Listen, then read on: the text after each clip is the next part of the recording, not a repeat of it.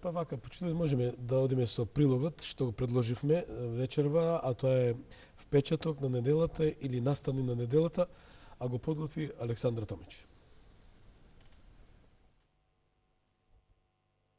Во Скопје тешко се дише.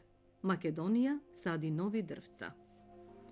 Додека траеше акцијата за собирање потписи символично за македонскиот идентитет, шефот на дипломатијата за тоа им пиша на своите колеги од земјите членки на Унијата.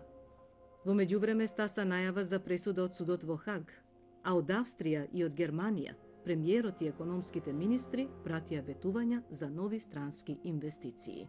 Неделава што изминува и разбранува еден немил настан.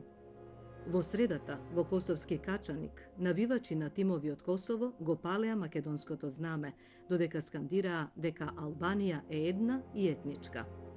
На теренот осамна транспарент. 2012-та не е крај на светот. Тоа е крај на Македонија. Политичарите дома го осудија настанот, но официјална Приштина остана нема. Должна за одговор е македонската јавност, спортистите, дури и тие што играле таму на косовскиот терен. Има ли простор за вакви нецивилизирани потези на спортските терени? Каква порака треба да се испрати со ова? Во јавноста, особено во меѓународната, односите меѓу Македонија и Косово важат за добрососедски. Радикализам од едната или од другата страна не им оди во прилог на двете земји, ниту пак на граѓаните. Истиот ден на домашен терен Македонија се пошумуваше. Овој пат со 5,7 милиони дрвца. Секој што ќе засадеше имаше можност да се потпише и во манифестот на Македониумот. Потпис за македонскиот идентитет. Секое дрво има корен. Има и македонскиот јазик, велеа организаторите. Потписите ќе одат во Брисел како доказ дека европскиот лидер во пошумување има и други пораки. Дали ќе ги слушне некој во Европската Унија? На одглас за своето, најверојатно се надева и шефот на македонската дипломатија.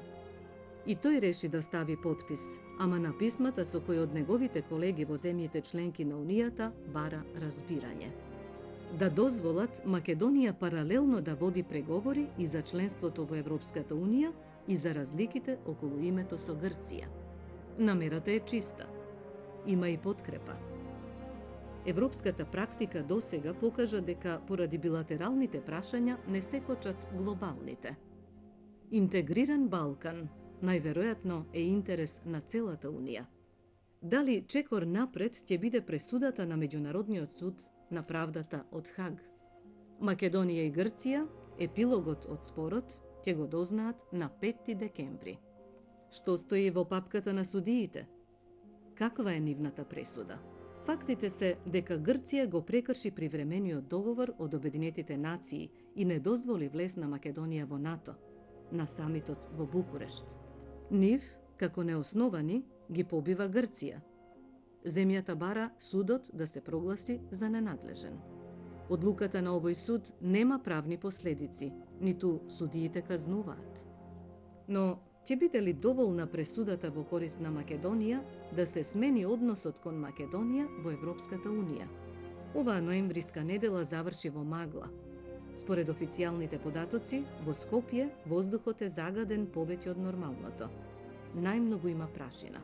Препораките беа граѓаните да избегнуваат активности надвор.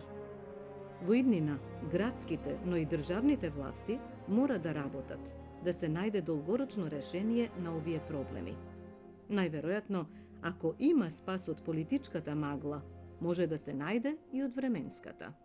И додека во Македонија е густо, во магла, премиерот и економските министри дишеа на чисто. Еднонеделното роуд-шоу низ Австрија и Германија заврши со ветување дека странски компании можат да ги растераат сивите економски облаци.